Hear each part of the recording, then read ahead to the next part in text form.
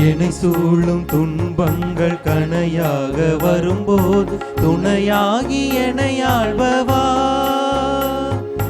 மனநோயில் நான் மூழ்கி மடிகின்ற பொழுதங்கு குணமாக்க வருவாயப்பா. என்னை உனதாக்கி அருள்வாயப்பா. தமிழாளுன் புகழ் பாடி தேவா நான் தினம் வாழ வருவாயே திருநாயகா. வரம் தருவாயே உருவானவா. தந்தை மகன் தூய ஆவியாரின் பெயராலே ஆமென். நம் ஆண்டவராகிய இயேசு கிறிஸ்துவின் அருளும் கடவுளின் அன்பும் தூய நல்லாவியின் தோழமை உங்கள் அனைவரோடும் இருப்பதாக. ஆன்மாவோடும் இருப்பதாக.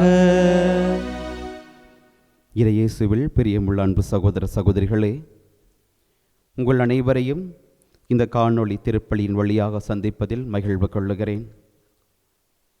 தந்தையாம் இறைவன் இரக்கமும் அன்பும் உடையவர்.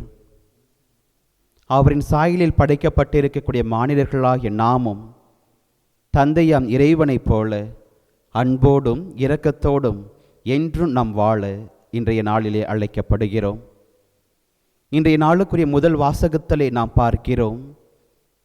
அங்கு ஆண்டவர் கூறுகிறார், பெற்ற குழந்தையை தாய் மறந்தாலும் நான் உன்னை மறவேன் என்று சொல்லி நம்மை ஒவ்வொரு நாளும் பாதுகாக்கின்ற இறைவன், நம்மை வழிநடத்துகின்ற இறைவன் என்றும் நம்மோடு இருப்பதாக, நம்மை வழிநடத்துகின்றவராக நமக்கு இன்று வாக்குமூலம் தருகிறார். நற்செய்தியிலும் பார்க்கிறோம், ஆண்டவர் இயேசு கிறிஸ்து தந்தையாம் இறைவனோடு தான் கொண்டிருக்கக்கூடிய உறவில் எந்த அளவிற்கு ஆழமாக செயல்படுகிறார் என்பதனையும் அங்கு நமக்கு தெளிவாகவே காட்டுகிறார். ஆக இன்றைய நாளிலே தந்தையாம் இறைவனை போன்றும் நம் ஆண்டவர் இயேசு கிறிஸ்துவினை போன்றும் அன்புள்ளம் கொண்டவர்களாக ஒருவர் ஒருவர் மீது இரக்கம் கொண்டு வாழ நாம் கடமைப்பட்டிருக்கிறோம். அன்புள்ளம் கொள்ளவும் இரக்கத்தோடு ஒருவர் மீது ஒருவர் நம் அன்பை வெளிப்படுத்தவும் இறைவனின் அருளை இந்த பலியில் வேண்டுவோம், மன்றாடுவோம். அன்பு சகோதர சகோதரிகளே, இத்தூய மறை நிகழ்வுகளை கொண்டாட நாம் தகுதி பெறும் பொருட்டு அதற்கு தடையாக இருக்கக்கூடிய நம் குற்றங்களையும் பாவங்களையும் ஏற்றுக்கொள்வோம். எல்லாம் வல்ல இறைவனிடமும் சகோதர சகோதரிகளே, உங்களிடமும் நான் பாவி என ஏற்றுக்கொள்கிறேன். ஏனெனில் என் சிந்தனையாலும் சொல்லாலும் செயலாலும் கடமைகள் தவறியதாலும் பாவங்கள் பல செய்தேன். என் பாவமே என் பாவமே என் பெரும் பாவமே. ஆகையால் எப்பொழுதும் கன்னியான புனித மரியாவையும் வானக தூதர் புனிதர் அனைவரையும் சகோதர சகோதரிகளை உங்களையும் நம் இறைவனாகிய ஆண்டவரிடம் எனக்காக வேண்டிக் கொள்ள மன்றாடுகிறேன். எல்லாம் வல்ல இறைவன் நம்மீது இரக்கம் வைத்து நாம் பாவங்களை மன்னித்து நம்மை நிலை வாழ்வுக்கு அழைத்து செல்வாராக. ஆமென்.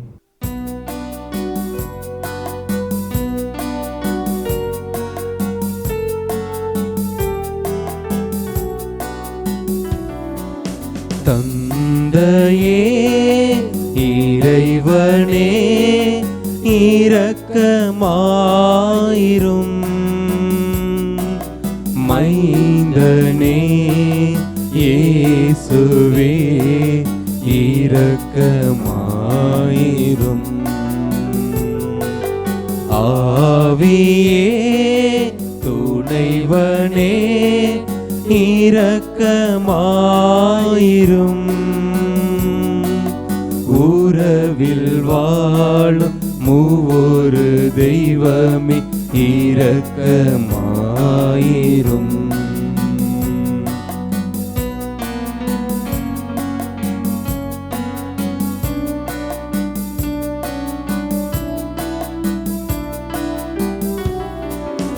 ஊதாரி மைந்தனாய் அழைந்து திரிந்து உந்தன் அன்பை உதறி சென்றே. ஊதாரி மைந்தனாய் அழைந்து திரிந்து உந்தன் அன்பை உதறி சென்றே. என் தேவனே என் இறைவனே என்னை மன்னியும், என்னை மன்னியும்.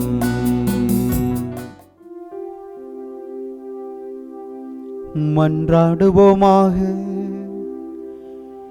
இறைவா, நேர்மையாளர்களுக்கு நற்செயல்களின் பரிசுகளையும் பாவிகளுக்கு மனம் திரும்புதலின் வழியாக மன்னிப்பையும் அருளுகின்றேன். அதனால் உம்மை நோக்கி மன்றாடும் எங்கள் மீது நீர் உமது இரக்கத்தினை நிறைவாக காட்டுவதனால் எங்கள் பாவங்களுக்கான உமது மன்னிப்பினை பெற எங்களது பாவரிக்கை ஆற்றல் பெறுவதாக. உம்மோடு தூய ஆவியின் ஒன்றிப்பில் இறைவனாய் என்றென்றும் வாழ்ந்து ஆட்சி செய்கிற எங்கள் ஆண்டவரும் உம் திருமகனும் ஆகிய கிறிஸ்து வழியாக உம்மை மன்றாடுகின்றோ.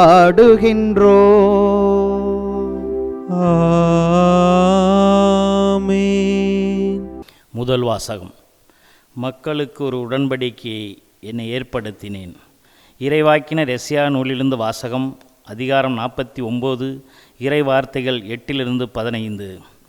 ஆண்டவர் கூறியது: தகுந்த வேளையில் நான் உமக்கு பதிலளித்தேன், விடுதலை நாளில் உமக்கு துணையாயிருந்தேன். நாட்டை மீண்டும் நிலைநாட்டவும் பாலடைந்து கிடக்கும் உரிமை சொத்துக்களை உடைமையாக்கவும் நான் உம்மை பாதுகாத்து மக்களுக்கு ஒரு உடன்படிக்கையை ஏற்படுத்தினேன்.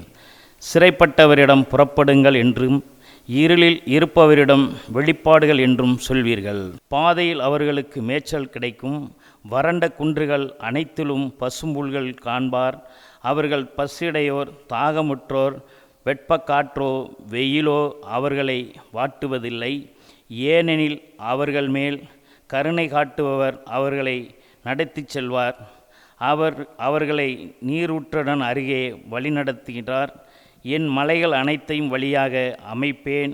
என் நெடுஞ்சாலைகள் உயர்த்தப்படும். இதோ இவர்கள் தொலையிலிருந்து வருவார்கள். சிலர் வடக்கிலிருந்தும் சிலர் மேற்கிலிருந்தும் சிலர் சீனியம் நாட்டிலிருந்தும் வருவார்கள். வானங்களோ மகிழ்ந்து பாடுங்கள், மண்ணுலகே கலிகூறுங்கள், மலைகளே ஆட்களித்து ஆட்கரியுங்கள். ஆண்டவர் தம் மக்களுக்கு ஆறுதல் அளிக்கின்றார். சிறுமையுற்றோர் தன் மக்கள் மீது இரக்கம் காட்டியுள்ளார். சீயோனே, ஆண்டவர் என்னை கை நிலைத்து விட்டார், என் தலைவர் என்னை மறந்து விட்டார் என்கின்றார். பால் குடிக்கும் தன் மகளை தாய் மறப்பாளோ? கருத்தாங்கியவன் தன் பிள்ளைகள் மீது இரக்கம் காட்டாதிருப்பாளோ? இவர்கள் மறந்திடனும் நான் உன்னை மறக்க மாட்டேன். ஆண்டவரின் அருள்வாட்கு. இறைவனுக்கு நன்றி. நீங்கள் அனைவரும் சொல்ல வேண்டிய பதிலுரை: ஆண்டவர் இரக்கமும் கனிவும் உடையவர். ஆண்டவர் இரக்கமும் கனிவும் உடையவர்.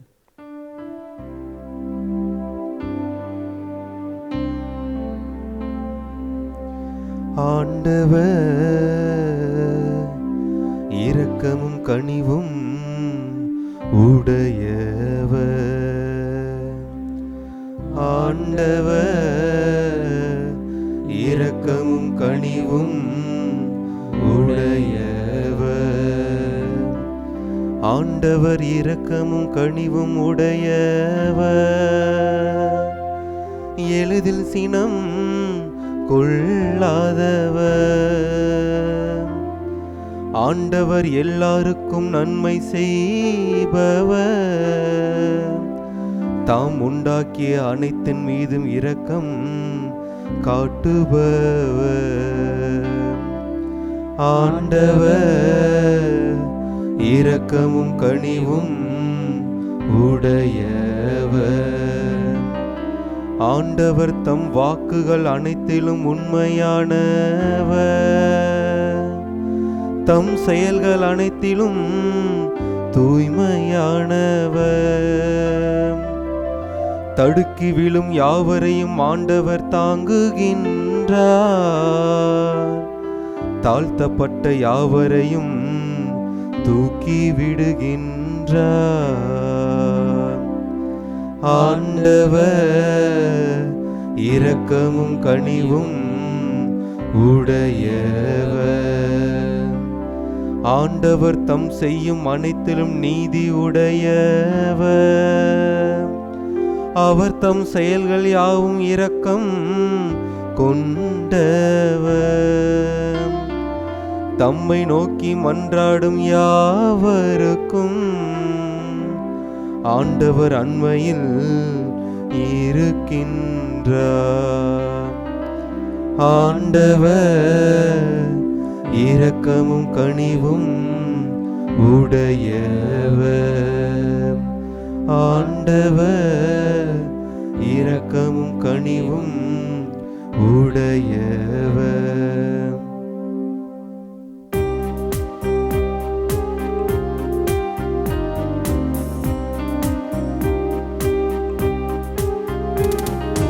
ஆயன் தன் மந்தையை காப்பது போல ஆண்டவர் நம்மை காக்கின்றார்.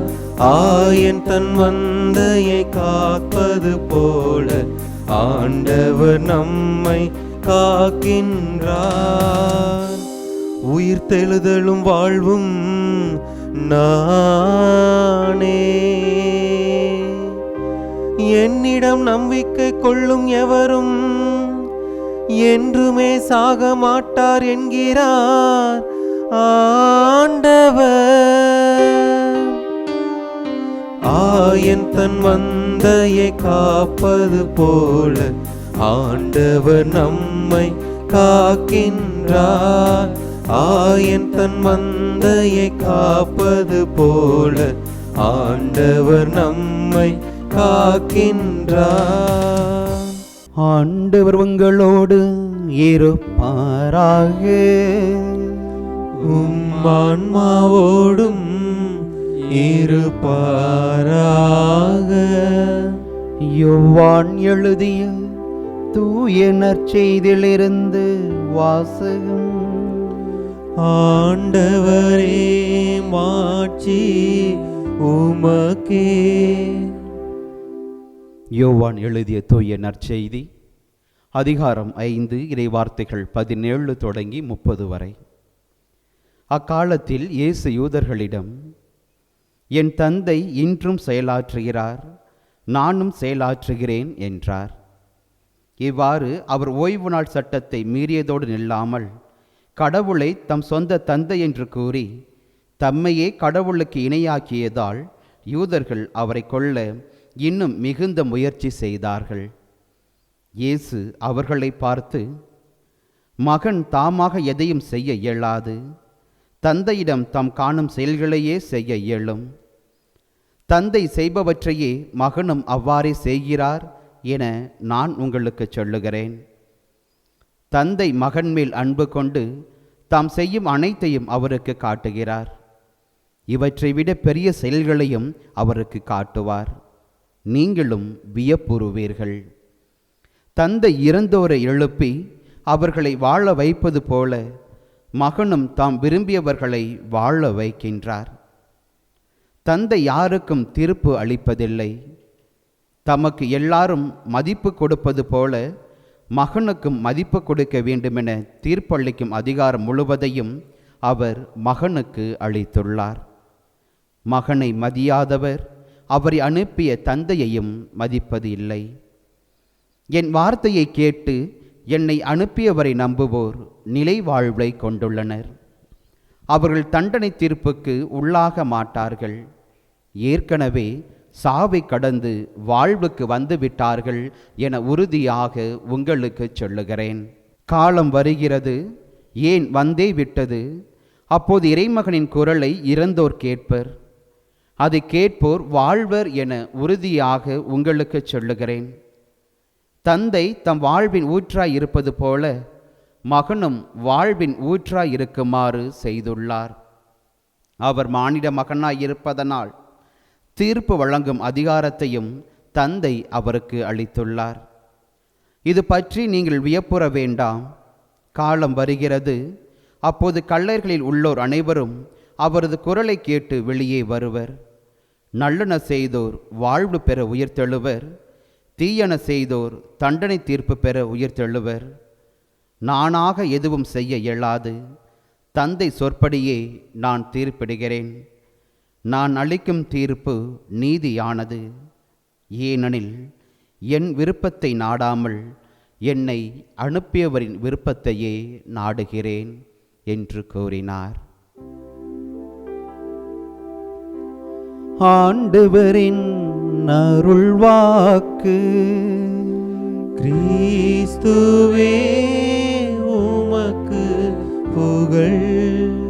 தாயும் தந்தையுமான இறைவன், இயேசுவில் பிரியமுள்ள அன்பு சகோதர சகோதரிகளே, நம் இறைவன் தாயுள்ளம் கொண்டவராக இருக்கிறார். அவரது அன்பிற்கு ஈடு இணை ஏதுமில்லை. இந்த உலகில் அவர் நம்மை படைத்தது முதல் இந்நாள் வரை பாதுகாத்து வருகிறார் என்றால் அதற்கு அந்த இறைவனுடைய அன்பும் இரக்கமும் தான் அங்கு அடிப்படையாக செயலாற்றுகிறது. ஆம் அன்புக்குரியவர்களே, தவக்காலத்தினுடைய 4ஆம் வாரத்திலே இந்த புதன்கிழமையிலே நாம் அனைவரும் ஒன்றாக குழுமி செபித்து கொண்டிருக்கிறோம். இந்த வாரத்தில், இந்த நாளில் தந்தையாம் இறைவனுடைய அன்பினை பற்றியும் அவரின் பேர் இரக்கத்தை பற்றியும் சிந்தித்து பார்க்க இன்றைய நாளுக்குரிய இறைவார்த்தைகள் நமக்கு அழைப்பு தருகின்றன. தந்தையாம் இறைவனுடைய அன்பையும் இரக்கத்தையும் பற்றி பேசுகிற பொழுது யூத ராபிகளிடத்திலே இப்படியாக ஒரு கதையானது இன்றளவும் சொல்லப்பட்டு கொண்டிருக்கிறது. எகிப்திலே அடிமையாக்கப்பட்டிருந்த இஸ்ரேல் மக்கள் மோசையின் வழியாக விடுதலை அடைந்து செங்கடல் நோக்கி சென்று கொண்டிருந்த வேளையிலே அவர்களை பார்வோனின் படையானது பின்தொடர்ந்து வருகிறது. செங்கடலை முழுவதுமாக கடந்து நிலப்பரப்பை அடைந்தவுடனே அங்கு பார்வோனின் படைகள் நடுக்கடலிலே வந்து கொண்டிருக்கின்றன. அப்பொழுது பிளவுபட்டு இருந்த அந்த கடல் ஒன்றாக மூடிக்கொள்ளுகிறது. இந்த நிகழ்வினை விண்ணுலகத்திலிருந்து தந்தையாம் இறைவன் பார்த்து கொண்டிருக்கிறார். அந்த இறைவனோடு இணைந்து வான தூதர்களும் இந்த நிகழ்வினை பார்த்து கொண்டிருந்தார்கள். அந்த கடலிலே பார்வோனின் படைகள் நொறுக்குற்று அழிந்து கொண்டிருந்த அந்த வேளையிலே வான தூதர்கள் விண்ணுலகில் இருந்து கரங்களை தட்டி தங்கள் மகிழ்வினை ஆரவாரத்தோடு வெளிக்கொணர்ந்து கொண்டிருந்தார்களாம். அப்பொழுது தந்தையாம் இறைவன் வான தூதர்களை பார்த்து கூறினாராம், என் அன்புக்குரிய படைப்புகள் அங்கே அழிந்து கொண்டிருக்கின்றன, ஆனால் நீங்களோ இங்கு கைகளை தட்டி ஆர்ப்பரித்து கொண்டிருக்கிறீர்கள், மகிழ்ந்து கொண்டிருக்கிறீர்கள் என்று சொன்னாராம். அன்புக்குரியவர்களே, இது ஒரு கதையாக புனைக்கப்பட்டிருந்தாலும் தந்தையாம் இறைவன் அவரது அன்பு, அவரது பேரிரக்கம் பற்றி பேசுகிற பொழுது அவர் எந்த அளவிற்கு இந்த மண்ணுலகிலே படைக்கப்பட்டிருக்கக்கூடிய ஒவ்வொரு மானிடர் மீதும் அன்பு கொண்டிருக்கிறார் என்பதற்கு இந்த சிறு கதை என்பது மிகச்சிறந்த ஒரு உதாரணம் என்பதனை நாம் அனைவருமே தெரிந்து கொள்ள முடிகிறது. விவிலியத்திலே நாம் பார்த்திருக்கிறோம், கடவுள் இந்த உலகத்தினை தாம் விரும்பியபடி படைத்திருக்கிறார். படைத்தது மட்டுமல்லாமல் படைப்புகளையும் படைத்து அந்த படைப்புகளுக்கெல்லாம் மணிமகுடமாக மனிதரை படைத்து அந்த ஏதேன் தோட்டத்திலே வைக்கிறார். ஏதேன் தோட்டத்திலே வைத்த இறைவன் அங்கு அவர்களுக்கான வாழ்வினை ஏற்படுத்தி கொடுக்கிறார். எப்படிப்பட்ட ஒரு வாழ்வு! இன்று குடும்பத்தில் இருக்கக்கூடிய தந்தை ஒருவர் தன் குடும்பத்திலே புதியதாக பிறந்திருக்கக்கூடிய ஒரு குழந்தைக்கு எந்த அளவிற்கு ஒவ்வொரு காரியங்களையும் அணு அணுவாக செய்வாரோ அதே போன்றுதான் இங்கு தந்தையாம் இறைவனும் அந்த முதல் பெற்றோருக்கு ஒவ்வொரு காரியங்களையும் அணு அணுவாக சொல்லிக் கொடுக்கிறார். இங்கு இந்த கடவுளின் உள்ளத்தை பார்க்கின்ற பொழுது வெறுமனே இங்கு தந்தையாம் இறைவன் தந்தை உள்ளத்தோடு மட்டும் செயல்பட்டார் என்பதனை நம்மால் உறுதியாக கூறிவிட முடியாது. மாறாக தாயுள்ளத்தோடும் அங்கு இறைவன் அவர்களிடத்திலே செயல்பட்டார் என்பதனைத்தான் அவர்கள் பெற்ற இந்த வாழ்வு முறை இன்றும் கூட நமக்கு சொல்லிக் கொடுத்து கொண்டிருக்கிறது. ஆம் அன்புக்குரியவர்களே, விவிலியம் முழுவதும் நாம் பார்த்திருப்போம், ஜெப கூட்டங்களிலே நாம் ஜெபித்திருப்போம், அல்லது ஒவ்வொரு நேரமும் இறைவனை நோக்கி மன்றாடுகிற பொழுது விண்ணுலகில் இருக்கிற எங்கள் தந்தையே என்று சொல்லி அந்த இறைவனை தந்தையாகத்தான் இன்றளவும் நாம் பார்த்து கொண்டிருக்கிறோம். ஆனால் இன்றைய நாளுக்குரிய இறை வார்த்தைகள் நமக்கு சொல்லி தருவது, நம்மை படைத்து உருவாக்கிய கடவுள் வெறுமனே தந்தை உள்ளத்தோடு மட்டும் இருப்பது அல்ல, மாறாக தாயுள்ளம் கொண்ட ஒரு மனிதராக, ஒரு இறைவனாக, ஒரு தாய் தன் குழந்தையை எந்த அளவிற்கு பேணி பராமரித்து பாதுகாப்பாளோ அவளை போன்று இன்று இந்த மண்ணுலகில் இருக்கிற ஒவ்வொரு மாந்தரையும் உருவாக்கிய கடவுள் அவர்களையும் பேணி பாதுகாக்கிறார், பராமரிக்கிறார். ஆக அந்த இறைவனை பார்த்து தாய் என்று அழைப்பதில் எந்த ஒரு தவறும் இல்லை என்பதனை நாம் உணர்ந்து கொள்ள வேண்டும். ஆம் அன்புக்குரியவர்களே, இறைவனை தாயாக பார்த்த சமூகம் கூட விவிலியத்தில் பல இடங்களிலே பார்க்கப்பட்டிருக்கிறது. இணைச்சட்ட புத்தகம் அதிகாரம் 32 இறைவார்த்தை 18 நாம் வாசிக்க பார்க்கிறோம். அங்கு கடவுளின் வார்த்தை இப்படியாக சொல்லப்பட்டிருக்கிறது: உன்னை ஈன்ற பாறையை நீ புறக்கணித்தாய் என்று சொல்லி கடவுளின் அன்பை மறந்து சென்ற அந்த இஸ்ரேல் மக்களை பார்த்து கடவுள் இப்படியாக கூறுவதாக அந்த புத்தகத்திலே விவரிக்கப்பட்டிருக்கிறது. அப்படி என்றால் உன்னை ஈன்ற இந்த பாறையை நீ புறக்கணித்தாய் என்று சொல்லுவது ஒரு தாயுள்ளம் கொண்ட இறைவனை அந்த தாய் பெற்றெடுத்த மகன் தனித்து விட்டு செல்லுகின்ற சூழ்நிலையினை இது விவரித்து காட்டுவதாகவும் இங்கு நமக்கு சொல்லப்பட்டிருக்கிறது. ஆம் அன்புக்குரியவர்களே, இதோடு மட்டும் நின்று விடாமல் இன்னும் விவிலியம் முழுவதும் பார்த்தோம் என்றால் பல இடங்களிலே உருவகமாகவும் கூட தந்தையாம் இறைவனை தாயுள்ளம் கொண்டவராகவும் நமக்கு கொடுத்திருக்கிறது. எசேயா இறைவாக்கினரின் புத்தகம் அதிகாரம் 66 இறைவார்த்தை 13 பார்க்கிறோம். அங்கு துன்பங்களின் மத்தியிலும் துயரங்களின் மத்தியிலும் வாசிக்கொண்டிருந்த மக்களை பார்த்து அங்கு இறைவன் கூறுகிறார், ஒரு தாய் தன் குழந்தையை தேற்றுவது போல நான் உங்களை தேற்றுவேன் என்று சொல்லுகிறார். ஆம் அன்புக்குரியவர்களே, ஒரு தாயானவள் தான் பெற்றெடுத்த குழந்தை கையில் ஏந்தி அவளை தன் மார்போடு அணைத்து கொண்டு அந்த குழந்தைக்கு பாலூட்டி சீராட்டி எந்த அளவிற்கு வளர்த்து வருவாளோ, எந்த அளவிற்கு தனது அனைத்து கவனத்தையும் அந்த குழந்தையின் மீது திணிப்பாளோ, அதே போன்றுதான் தான் பெற்றெடுத்த அந்த குழந்தையின் மீது மகிழ்வு கொள்ளுகின்ற தாய் போன்று இன்று தந்தையாம் இறைவனும் தான் படைத்திருக்கக்கூடிய இந்த படைப்புகளின் மீது மிகுந்த கவனத்தை செலுத்துகிறார். மத்தேயு நற்செய்தி அதிகாரம் 23 இறைவார்த்தை 37 நாம் பார்க்கிறோம். கோழி தன் குஞ்சுகளை தன் இறக்கைக்குள் ஒன்றாக கூட்டி சேர்ப்பது போல நான் உன்னிடத்தில் வர நினைத்தேன் என்று சொல்லி ஆண்டவராய் இயேசு கிறிஸ்து அங்கு தனது தாயுள்ளத்தை வெளிப்படுத்துகிறார். கிறிஸ்துவில் பிரியமுள்ளவர்களே, விவிலியம் முழுவதுமே நாம் பார்த்திருக்கிறோம். இறைவன் பல்வேறு காலகட்டங்களில் பல்வேறு சூழ்நிலைகளில் வாழ்ந்து வந்த மக்களுக்கு அவரின் தேவைகளின் அடிப்படையில் தனது திருவுள்ளத்தை வெளிப்படுத்தி இருந்தார் என்பதனை நாம் பார்க்கிறோம். அதே போன்று இன்று வாசிக்க கேட்ட முதல் வாசகத்திலும் நாம் பார்க்கிறோம். எசேயாவினுடைய வார்த்தைகள் நம் கடவுள் எந்த அளவிற்கு இந்த மானுடத்தின் மீது தனது அன்பை நிறைவாக பொழிந்து கொண்டு இருக்கிறார் என்பதற்கு இன்றைய முதல் வாசகம் மிகச்சிறந்த ஒரு சான்றாகவே அமைந்திருக்கிறது. அங்கு நம் ஆண்டவர் கூறுகிறார், தகுந்த வேளையில் நான் உனக்கு பதிலளிப்பேன், விடுதலை நாளில் நான் உனக்கு துணையாயிருப்பேன். அவர்கள் செல்லுகின்ற பாதையில் அவர்களுக்கு மேய்ச்சல் கிடைக்கும், வறண்ட குன்றுகள் அனைத்தையும் பசும் புல்வெளிகளாக அவர்கள் காண்பார்கள் என்று சொல்லி தான் தெரிந்து கொண்ட மக்களுக்கு அவர்களுக்கான வாழ்வு முறையினை, வாழ்க்கை முறையினை நம் ஆண்டவர் அங்கு மாற்றிக் கொடுக்கிறார். ஆம் கிறிஸ்துவில் பிரியமுள்ளவர்களே, தந்தையாம் இறைவன் தாயுள்ளம் கொண்டவராக இருப்பதற்கு இன்னும் இதே போன்ற நிறைய விவிலிய வார்த்தைகள் நமக்கு கொடுக்கப்பட்டிருந்தாலும் இன்றைய நாளில் அந்த இறைவன் நம்மிடத்திலிருந்து எதிர்பார்ப்பதெல்லாமே அவரை போன்று இரக்கத்தின் பிள்ளைகளாக நாம் வாழ வேண்டும் என்பதுதான். அதைத்தான் இன்றைய நற்செய்தியிலும் கூட நம் ஆண்டவர் இயேசு நமக்கு தெளிவுபடுத்த இருக்கிறார்.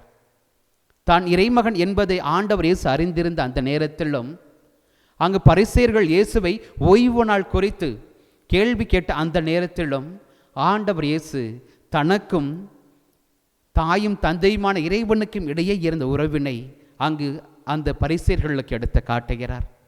அங்கு 4 நிலைகளில் அவர் தன்னை வெளிப்படுத்துகிறார். முதன்மையாக பார்க்கிறோம், தந்தையாம் இறைவன் எப்படியாக செயலாற்றுகிறாரோ அவர் இன்றும் செயலாற்றுகிறார், அவரை போன்று நானும் செயலாற்றுகிறேன் என்று ஆண்டவராய் இயேசு கிறிஸ்து அங்கு கூறுகிறார். ஆம் அன்புக்குரியவர்களே, பழைய ஏற்பாட்டு நிகழ்வுகளிலே பார்க்கிறோம், இந்த மக்கள் எனது அன்பை புறக்கணித்து சென்றுவிட்ட நேரத்திலும் இறைவன் அவர்களை நோக்கி செல்லுகிறார். தான் தெரிந்து கொண்டவர்களை அவர்களின் பின் அனுப்புகிறார். நீதி தலைவர்கள், அரசர்கள், இறைவாக்கினர்கள் என்று அனைவரையுமே அனுப்பி அவர்கள் மீண்டுமாக தன்னிடத்திலே வர வேண்டும் என்று சொல்லி அவர்களுக்கான வாழ்வின் பாதையை அங்கு கடவுள் ஏற்படுத்தி கொடுக்கிறார். அதே வாழ்வின் பாதையை, அதே தேடலை ஆண்டவராக இயேசு கிறிஸ்துவும் இன்றும் அன்றும் செயலாற்றினார் என்பதனைத்தான் நற்செய்தி நூல்களிலே நாம் பார்க்கிறோம். இரண்டாவதாக, ஆண்டவர் இயேசு தந்தை செய்பவற்றையே மகனும் செய்கிறார்.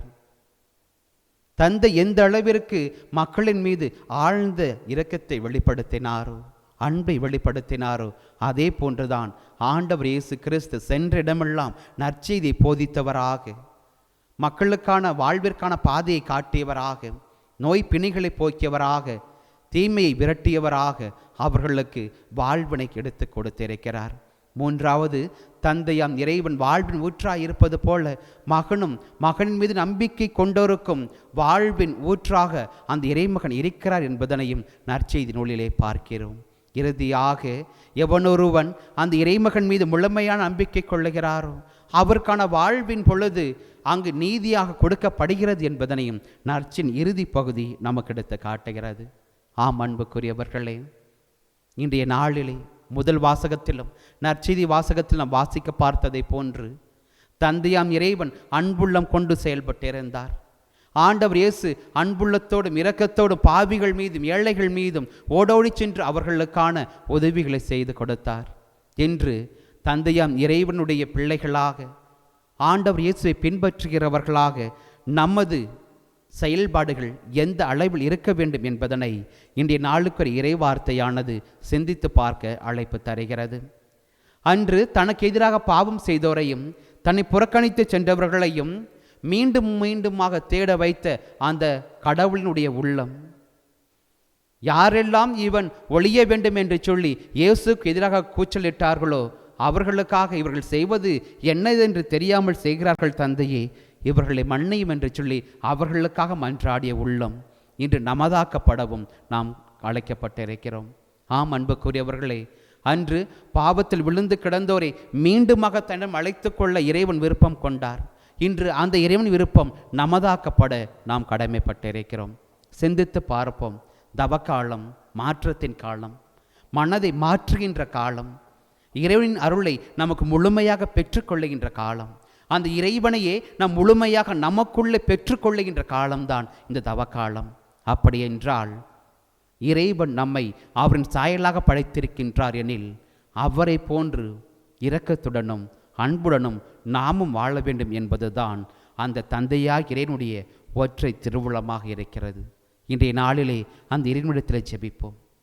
அன்று அந்த இறைவன் மக்களின் மீது தனது ஆழ்ந்த இறை நம்பிக்கையை வெளிப்படுத்தியது போன்று, மக்களின் மீது தனது அன்பின் நிறைவாக பொழிந்து அவர்களை அணைத்து கொண்டதை போன்று, இன்று நாமும் நமக்கான வாழ்விலை இறைவன் ஏற்படுத்தி கொடுத்திருக்கக்கூடிய இந்த சொந்தங்களிலே நமது வாழ்வை எப்படியாக கட்டமைத்திருக்கிறோம் சிந்தித்து பார்ப்போம்.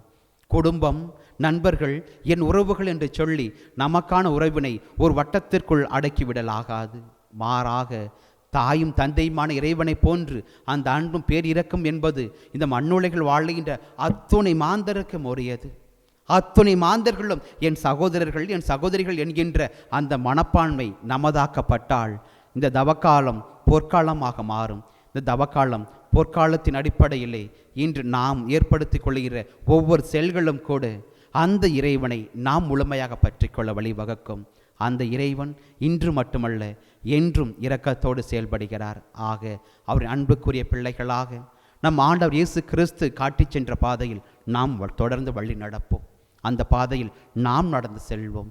நாம் மட்டுமல்லாது நம்மோடு இருக்கக்கூடிய சக நண்பரையும் சக அயலாரையும் அந்த பாதையில் கூட்டிச் செல்வோம். அந்த பாதை இரக்கத்தின் பாதை, அந்த பாதை அன்பின் பாதை, அந்த பாதை இறைவனிலே நிறைவு பெறுகிறது. ஏனென்றால் இறைவனை நம் வாழ்வின் ஊற்றும் அச்சாணியுமாக இருக்கிறார். அந்த இறைவன் அன்பும் அருளும் இன்றும் என்றும் தொடர்ந்து நமக்கு கிடைக்க இந்த திருப்பலியிலே அவரிடத்திலே மனமுவந்து வேண்டுவோம், ஏறியர்கள் மன்றாடுவோம். ஆமேன்.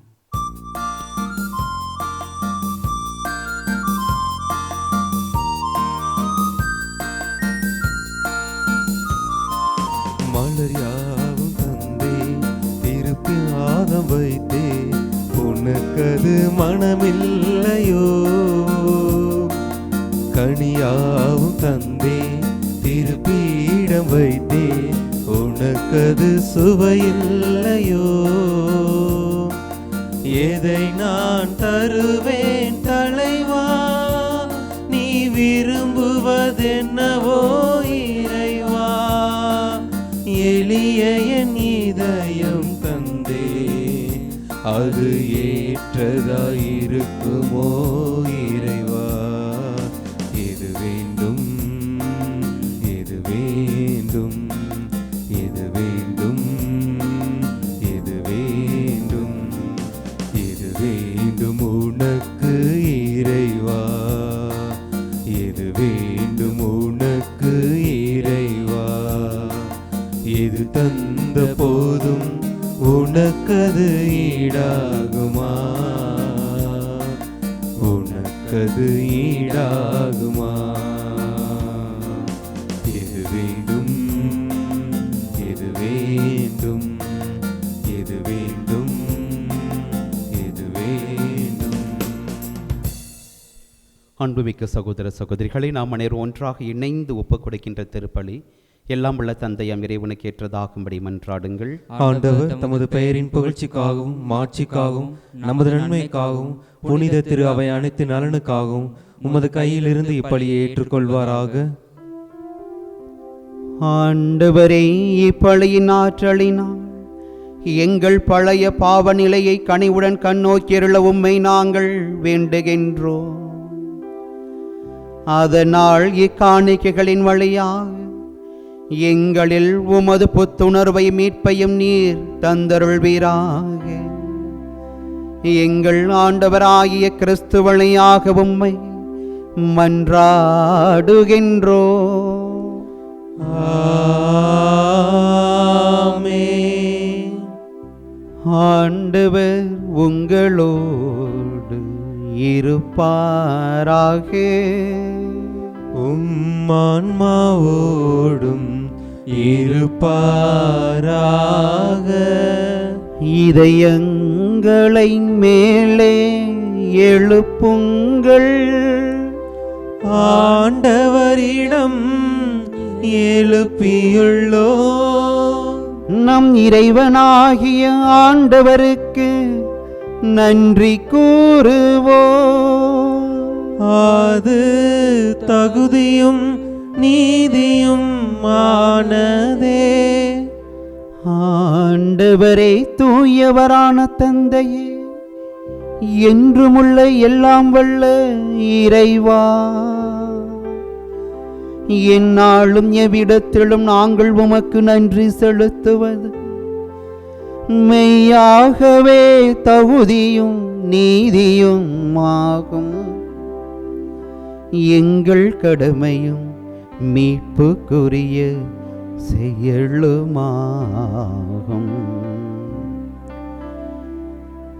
ஏனெனில் உம்முடைய பிள்ளைகளின் உள்ளங்களை தூய்மைப்படுத்தி இப்பயனுள்ள சிறப்பான காலத்தினை நீரே ஏற்படுத்தினீ.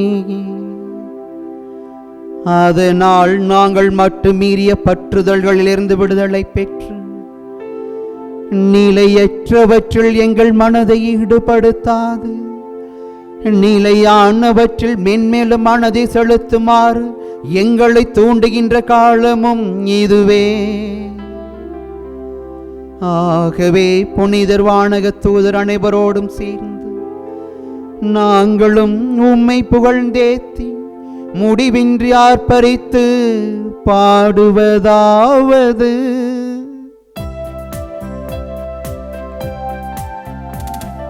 தூயவர் தூயவர் தூயவர் வான் படைகளின் கடவுளமாண்டவர். விண்ணகமும் மன்னகமும் உமது மாட்சியால் நிறைந்துள்ளன. உன்னதங்களிலே ஓசானா, உன்னதங்களிலே ஓசானா. ஆண்டவர் பெயரால் வருகிறவர் ஆசி பெற்றவர். உன்னதங்களிலே ஓசானா, உன்னதங்களிலே ஓசானா. ஆண்டவரே, நீர் மெய்யாகவே தூயவர், தூய்மை அனைத்திற்கும் ஊற்று. ஆகவே உம்முடைய ஆவியை பொழிந்து இக்காணிக்கைகளை தூய்மைப்படுத்த உம்மை வேண்டுகிறோம். இவ்வாறு எங்கள் ஆண்டவர் இயேசு கிறிஸ்துவின் உடலும் இரத்தமுமாக இவை எங்களுக்கு மாறுவனவாக.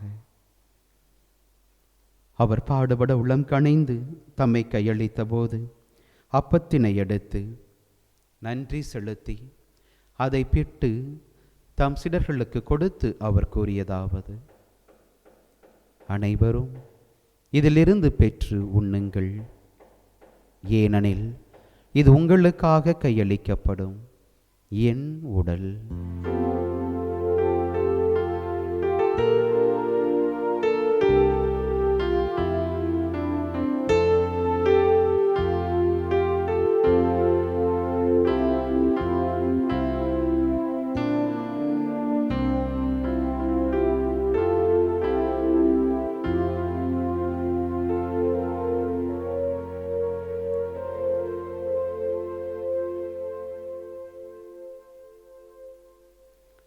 அவ்வண்ணமே இரவு விருந்தை அருந்திய பின் கிண்ணத்தையும் எடுத்து மீண்டும் உமக்கு நன்றி கூறி தம் சீடர்களுக்கு கொடுத்து அவர் கூறியதாவது: அனைவரும் இதிலிருந்து பெற்று பருகுங்கள், ஏனெனில் இது புதிய நிலையான உடன்படிக்கைக்குரிய என் இரத்தத்தின் கிண்ணம். இது பாவ மன்னிப்புக்கென்று உங்களுக்காகவும் பலருக்காகவும் சிந்தப்படும். இதை என் நினைவாகச் செய்யுங்கள்.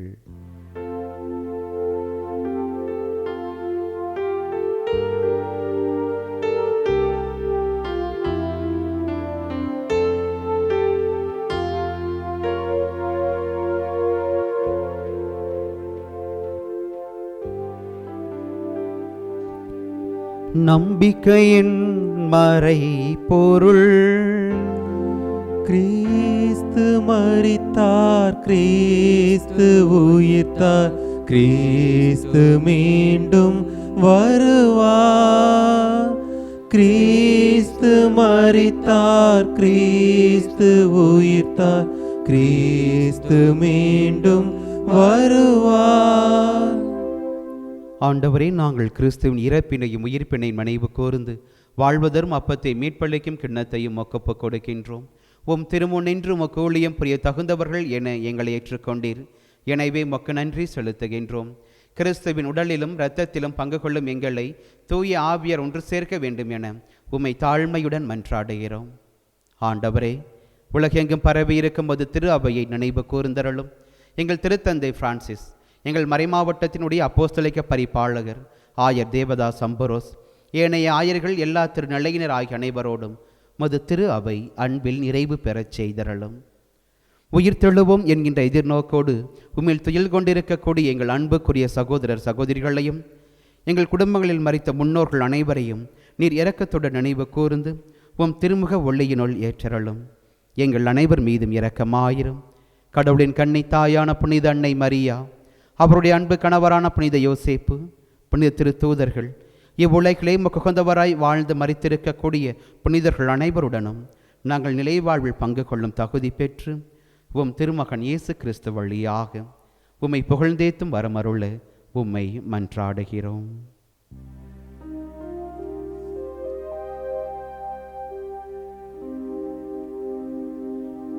இவர் வழியாக இவரோடு இவரில் எல்லாம் வல்ல இறைவனாகிய தந்தையே, தூய ஆவியாரின் ஒன்றிப்பில் எல்லா புகழும் மாட்சியும் என்றென்றும் உமக்கு உரியதே. ஆமென், ஆமென், ஆமென். மீட்பரின் கட்டளையால் கற்பிக்கப்பட்டு இறை படிப்பினையால் பயிற்றுவிக்கப்பட்ட நாம் அனைவரும் இணைந்து பாடுவோம். விண்ணுலகில் இருக்கிற எங்கள் தந்தையே, உமது பெயர் தூயது என போற்ற பெருக. உமது ஆட்சி வருக. உமது திருவுளம் விண்ணுலகில் நிறைவேறுவது போல மண்ணுலகிலும் நிறைவேறுக. எங்கள் அன்றாட உணவை இன்று எங்களுக்கு தாரும். எங்களுக்கு எதிராக குற்றம் செய்வோரை நாங்கள் மன்னிப்பது போல எங்கள் குற்றங்களை மன்னியும். எங்களை சோதனைக்கு உட்படுத்தாதேயும், தீமையிலிருந்து எங்களை விடுவித்தருளும். ஆண்டவரே, தீமை அனைத்திலும் இருந்து எங்களை விடுவித்து எங்கள் வாழ்நாளில் அமைதியை கனிவுடன் அருள உம்மை மன்றாடுகின்றோ. உமது இரக்கத்தின் உதவியால் நாங்கள் பாவத்தில் இருந்து எப்போதும் விடுதலை பெற்று யாதொரு கலக்கமுமின்றி நலமாயிருப்போமாக. நாங்கள் எதிர்நோக்கி இருக்கும் பேரின்பத்திற்காகவும் எம் மீட்பராகிய இயேசு கிறிஸ்துவின் வருகைக்காகவும் காத்திருக்கின்றோ. ஏனெனில் ஆட்சியும் வல்லமையும் மாட்சியும் என்றென்றும் உமதே. ஆண்டவர் இயேசு கிறிஸ்துவே, அமைதியை உங்களுக்கு விட்டு செல்லுகிறேன். இந்த உலகம் தர முடியாத அமைதியை நான் உங்களுக்கு தருகிறேன் என்றும் திருத்தூதர்களுக்கு மொழிந்தீரேன். எங்களுடைய குற்றங்களையும் குறைகளையும் பாவங்களையும் பாராமல் உமது திரு உளத்திற்கேற்ப இத்திரு அவை நம்பிக்கையை மட்டுமே நிறைவாக கண்ணோக்கி பார்த்து எங்களுக்கு அமைதியையும் ஒற்றுமையையும் வளமான வாழ்வினையும் தந்தருள்வீராக. என்றென்றும் வாழ்ந்து ஆட்சி செய்கின்றவர் நீரே. ஆமென். ஆண்டவருடைய அமைதி உங்கள் அனைவரோடும் இருப்பதாக. உம் ஆன்மாவோடும் இருப்பதாக. ஒருவருக்கு ஒருவர் நம் ஆண்டவர் தருகின்ற அமைதியை பகிர்ந்து கொள்வோம்.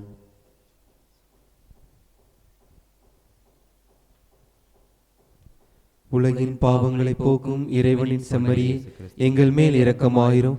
உலகின் பாவங்களை போக்கும் இறைவனின் செம்மறியே, எங்கள் மேல் இரக்கமாயிரும். உலகின் பாவங்களை போக்கும் இறைவனின் செம்மறியே, எங்களுக்கு அமைதியை அளித்தருளும். இதோ இறைவனின் செம்மறி, இவரே உலகின் பாவங்களை போக்குகின்ற நம் ஆண்டவராக இயேசு கிறிஸ்து. தந்தையாம் இறைவனை போன்று தாயுள்ளம் கொண்டவர்களாக எப்பொழுதும் இரக்கத்தையும் அன்பையும் நிறைவாக பொழிகின்ற அவரின் அன்புக்குரிய பிள்ளைகளாக இன்று நாம் வாழ அழைப்பு தருகிற தேவன் இவரே. இந்த தேவனுடைய திருவிருந்துக்கு அழைப்பு பெற்ற நாம் அனைவரும் பேறு பெற்றோர். ஆண்டவரே, நீர் என் இல்லத்தில் எழுந்தருள நான் தகுதியற்றவன். ஆனால் ஒரு வார்த்தை மட்டும் சொல்லிரலும், எனது ஆன்மா நலமடையும். கிறிஸ்துவின் திருவுடல் திரு ரத்தம் என்னை பாதுகாத்து. ஆசை திருவிருந்துக்கான மன்றாட்டு. ஆண்டவரே, நீர் என் இல்லத்தில் எழுந்தருள நான் தகுதியற்றவன். ஆனால் ஒரு வார்த்தை மட்டும் சொல்லியருளும் என்று நூற்றுவர் தலைவன் ஜெபித்தது போல நாங்களும் இப்போது உம் திருப்பாதம் பணிந்து வேண்டுகிறோம்.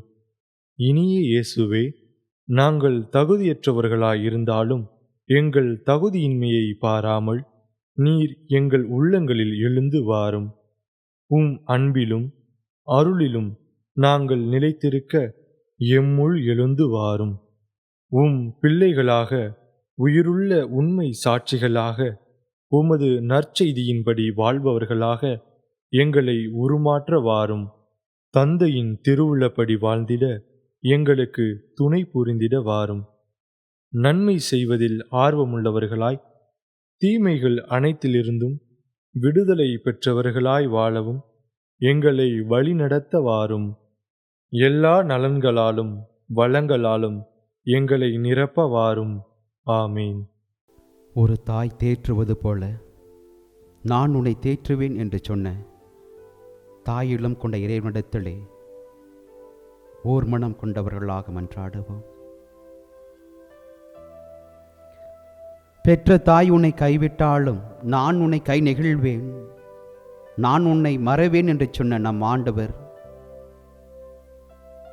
அவரின் அன்புக்குரிய பிள்ளைகளாக ஒவ்வொரு நாளும் நம்மை கரிசனையோடும் பேர் இரக்கத்தோடும் பாதுகாத்து கொண்டே இருக்கிறார். நாம் அவரை போன்று இரக்கம் உடையவர்களாக அன்பினை மட்டுமே கொடுக்கின்ற அன்பின் பிள்ளைகளாக வாழ அந்த இறைவன் திருவுளம் கொள்ளுகிறார்.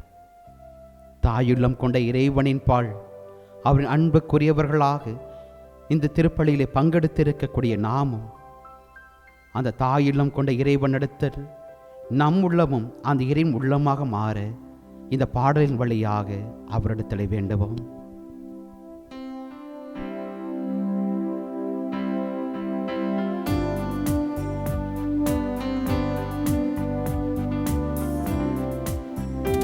ஒரு தாய் தேற்றுவது போ என் நேசர் தேற்றுவார்.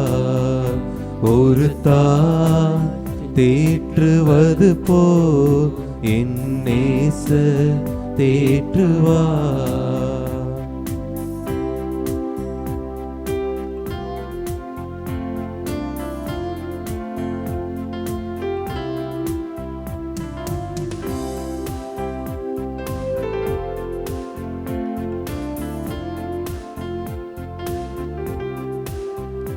மார்போடு அணைப்பாரே, மனக்கவலை தீர்ப்பாரே.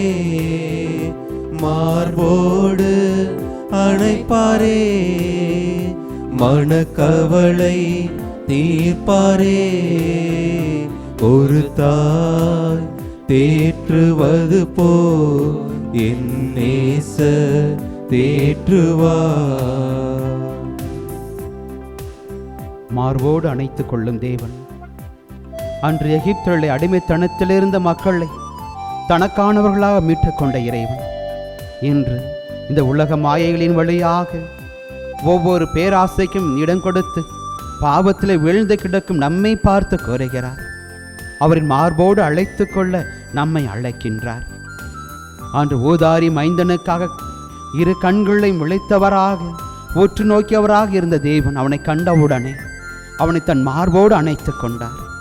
அணைத்து கொண்ட தேவன் அவனுக்கானவற்றை கொடுத்து வாழ்வை ஏற்படுத்தி கொடுத்தார். என்று அதே வாழ்வு இனி நமதாக்கப்பட நம் இறைவன் நம் உள்ளங்களையும் ஆட்சி செய்ய அந்த இறைவன் என்றும் நம்மோடு இருப்பார் என்ற நம்பிக்கையோடு தொடர்ந்து பாடுவோம். கரம் பிடித்து நடத்துவார், கண்மலை மேல் நிறுத்துவார். கரம் பிடித்து நடத்துவார், கண்மலை மேல் நிறுத்துவார்.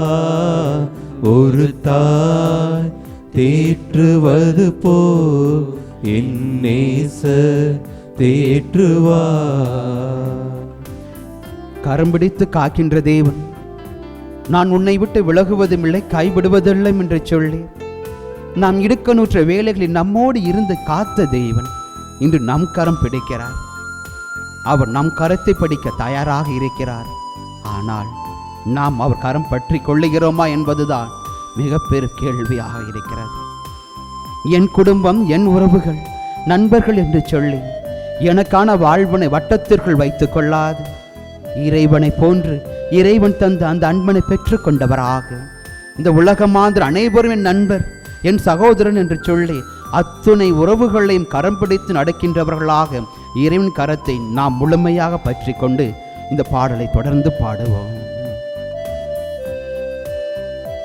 எனக்காக மரித்தாரே, என் பாவம் சுமந்தாரே. எனக்காக மரித்தாரே, என் பாவம் சுமந்தாரே. ஒரு தாய் தேற்றுவது போ என் நேசர் தேற்றுவார்.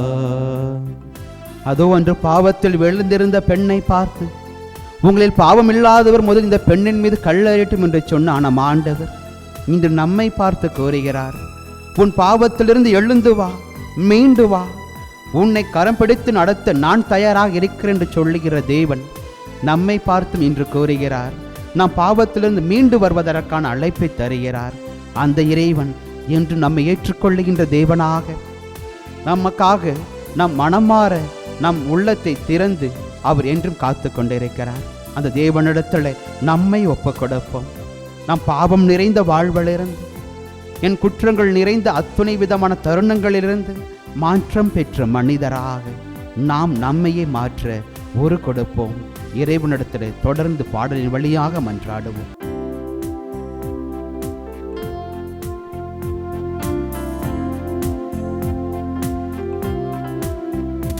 ஒரு போதும் கைவிடா, ஒரு நாளும் விலகிடா, ஒரு போதும் கைவிடா, ஒரு நாளும் விலகிடா. ஒரு தாய் தேற்றுவது போல் என் நேசர் தேற்றுவார். ஒரு தாய் தேற்றுவது போல் என் நேசர் தேற்றுவார். நான் உன்னை விட்டு விலகுவதுமில்லை, கைவிடுவதுமில்லை என்று சொன்ன தேவன், அவரை நோக்கி நாம் வருகின்ற பொழுது நமக்காக இரு கரங்களையும் விரித்தவர்களாக நம்மை வரவேற்க காத்து கொண்டிருக்கிறார். அந்த இடத்திலே, அந்த தேவனிடத்திலே, தேவனின் அன்புக்குரிய பிள்ளைகளாக, அவரின் வாஞ்சைக்குரியவர்களாக நாம் உள்ளங்களை திறந்து அவரிடத்திலே அவர் இரக்கத்தை தேடி ஓடுவோம். அந்த இறைவன் ஒரு தாய் தன் பிள்ளையை தேற்றுவது போல ஒவ்வொரு நாளும் ஒவ்வொரு நேரமும் நம்மை தேற்றுவார் என்கின்ற ஆழமான விசுவாசத்தோடு நம்மை அவர் கரங்களிலே ஒப்படைப்போம். படைத்தது முதல் இந்நாள் வரை நம்மை காத்து நடத்துகின்ற அந்த தாயுள்ளம் கொண்ட இறைவன் நாம் அழிவுற வேண்டும் என்று அவர் விரும்புவது அல்ல, மாறாக நாம் மனமாற வேண்டும் என்பதே அவர் விருப்பமாக இருக்கிறது. நாம் மாறுவோம், மனதை மாற்றுவோம், இறைவனிடத்தில் நம்மை ஒப்புக் கொடுப்போம். இந்த தவக்காலம் மாற்றத்தின் காலமாக, அருளின் காலமாக, அந்த தேவனையே நமக்கு வழங்குகின்ற காலமாக இருக்கிறது. இந்த காலத்திலே அந்த தேவனை முழுமையாக பற்றி கொள்ள கரம் பிடித்து நடக்கின்ற பிள்ளைகளாக, எப்பொழுதும் தாயிலம் கொண்ட இறைவனை நாடுகின்ற பிள்ளைகளாக நாம் வாழ்வு அமைய தொடர்ந்து இறைவனிடத்தில் மன்றாடுவோம். நாம் வேண்டிக் கொண்ட இந்த ஒவ்வொரு மன்றாட்டுகளும் ஜெபங்களுமே இறைவனின் வழியாக நமக்கும், நம்மை நோக்கி நமக்காக ஜெபித்துக் கொண்டிருக்கிற ஒவ்வொரு உறவுகளுக்கும் நிறைவாக முழுமையாக கிடைக்க அந்த இறைவன் நம்மை ஆசீர்வதிக்கட்டும். ஆமென். ஆமென். நன்றி உணர்வுடன் மன்றாடுவோமாக. ஆண்டவரே, விண்ணக கொடைகளை பெற்று கொண்ட நாங்கள் தண்டனை தீர்ப்பு பெற எங்களை நீர் அனுமதிக்காமல் இருக்க உம்மை வேண்டுகின்றோம். அதனால் உம்மீது நம்பிக்கை கொண்ட எங்களுக்கு நம்பிக்கையாளர்க்குரிய உதவியை நீர் என்றும் தந்தருள்வீராக. எங்கள் ஆண்டவராகிய கிறிஸ்து வழியாக உம்மை மன்றாடுகின்றோம்.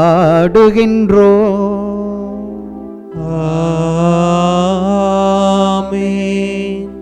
ஆண்டவர் உங்களோடு இருப்பாராக. உம் ஆன்மாவோடும் இருப்பாராக. எல்லாம் வல்ல இறைவன் தந்தை, மகன், தூய ஆவி உங்கள் அனைவரையும் ஆசீர்வதிப்பாராக. ஆமென். சென்று வாருங்கள், கடவுள் நம்மோடு. இறைவனுக்கு நன்றி.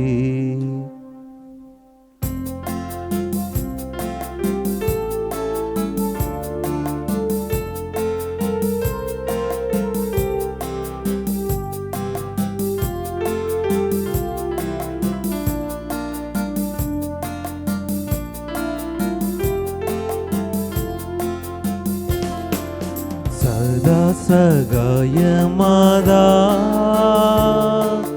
சத்திய தெய்வத்தாயே, நின் மக்கள் எங்களுக்காக